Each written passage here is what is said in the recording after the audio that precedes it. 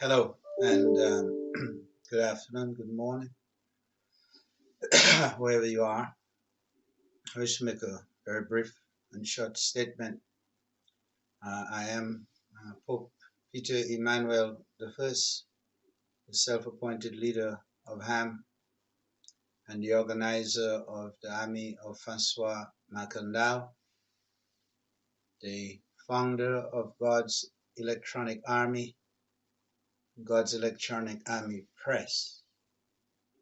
As we have become more engaged and involved in the things that are happening around us, out of the necessity to protect our lives and to ensure continuity of our legacy.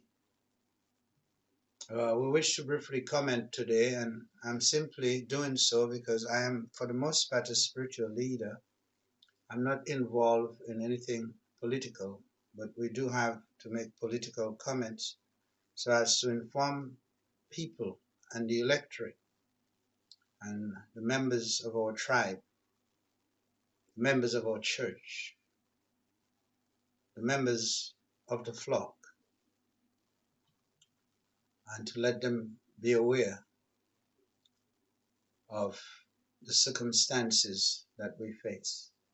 On yesterday, we had the opportunity to look at the Parliament opening or session on the island nation state of Dominica. Because I was born in Dominica, naturally, I guess I have some connections and I have some interest there. So it becomes necessary for me to be involved, and as a result, it's created a very, very, very difficult. It's a difficult life. Let me put it that way. It's a difficult life. But what I want to comment on is that ever since I was a child, and we all have aspirations, we all have aspirations and hopes that we can attain.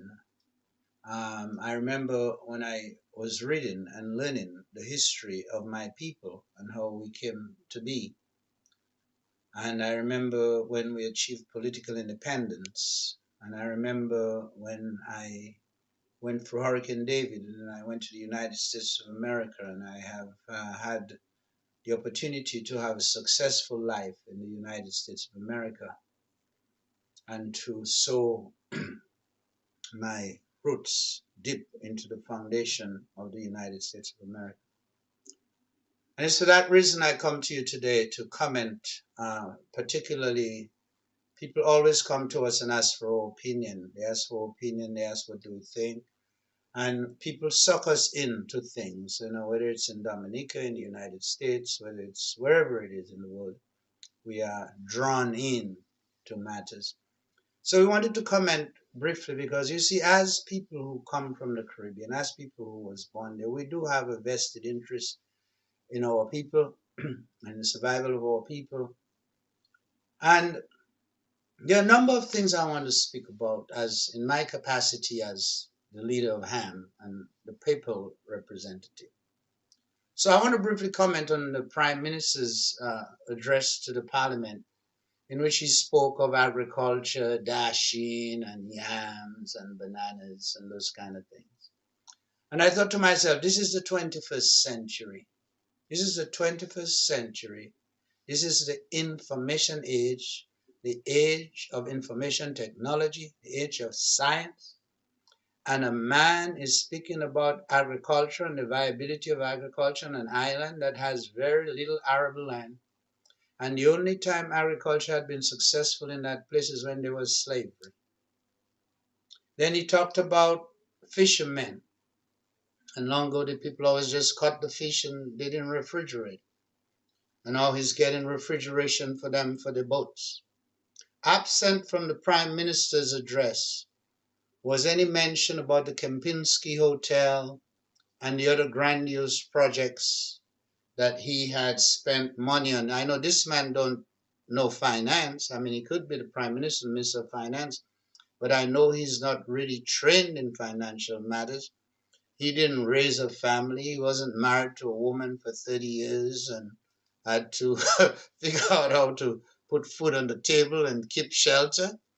He got lucky, and politics, wherever it is in the world, is a means for people. Some of them come from the weirdest of places. If they're bold enough, if they're frank enough, if they take the necessary risk, they can go overnight from being a nobody to being a somebody.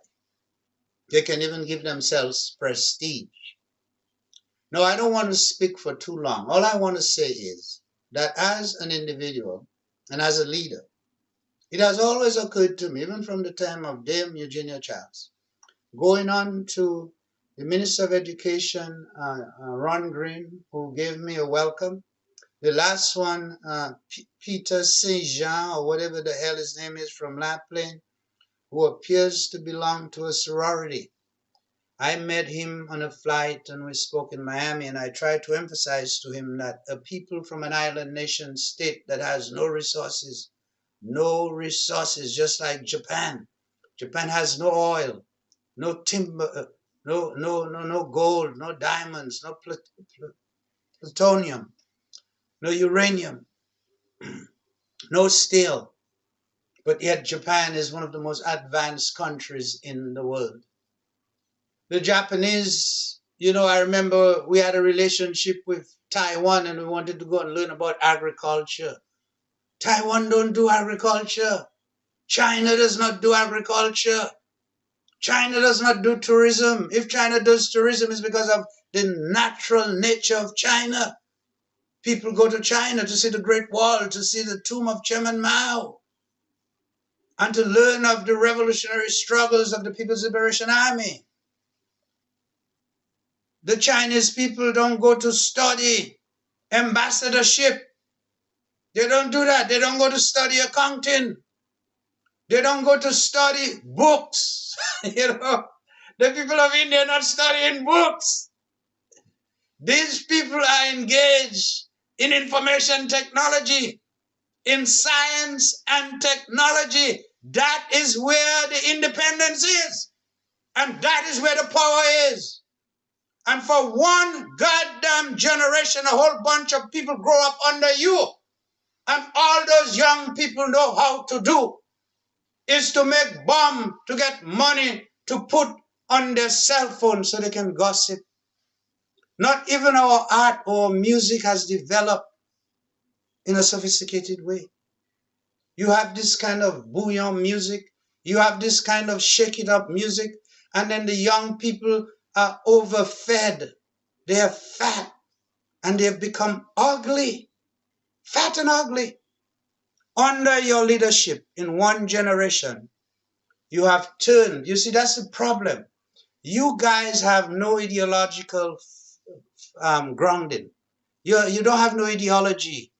Your ideology is opportunistic and opportunity, like your president. That's what his whole career has been about. Okay, and he's great at it, and he's succeeded. But you see, those of us who know and who are enlightened, first of all, we don't even believe places like Dominica, places like Trinidad, Jamaica, Haiti. These are not countries. These are not countries. You see, when you're a country, you have to be able to do certain things. You have to have certain powers, certain economic powers, certain militaristic powers. You don't go to Indonesia and they got over 10,000 islands and each one of those islands is a separate country. No, they're one country, Indonesia, made up of over 10,000 little islands and big islands and a diverse group of people from various tribes. And here we are, being tricked by the colonialists. We have been tricked. We have been bamboozled by the colonialists. And that's why when you didn't talk about the Kempinski, you didn't speak about Jungle Bay, you didn't talk about how many tourist ships were coming, and it shows your bankruptcy in your ideas that you're going to take an island people and give them jobs in tourism, make them dependent on being subservient to European tourists. And who wants to send their daughter or son to school to come to work subservient? And all these years you haven't even figured out how to preserve a banana, how to preserve an avocado pear, and your farmers are not literate. And so now you're talking even that you want to have a digital economy. What's a digital economy? If you think that is because people will be using credit cards and doing things online, that's just consumerism. You import every week, you're importing. You even boast that you have so much progress. People have 2 cars in their home. They don't even have a home. They don't even have a garage. Okay? We'll comment shortly on another matter.